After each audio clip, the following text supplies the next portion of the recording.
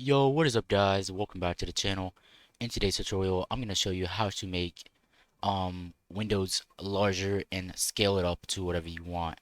Basically what this is going to do is it's going to make apps look bigger and text also look bigger.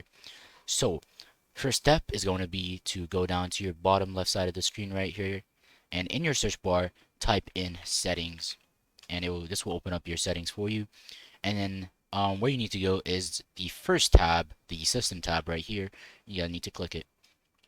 Inside of the system tab, you're going to want to scroll down to the scale and layout. And then inside of here, you can see the change the text, apps, and other items. And this is going to change the size of those items.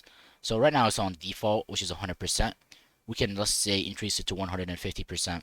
And as you guys can see, everything has gotten larger, which can be very good on your eyes, and it will cause less straining. And if you guys want to make it bigger, you can just make it a larger proportion, or if you guys want to make it even smaller, just decrease the proportions. And then if you guys want to revert everything that you've done, you just hit back to 100% recommended, and it will be the default once again. Hope you guys enjoyed today's tutorial and have a great day.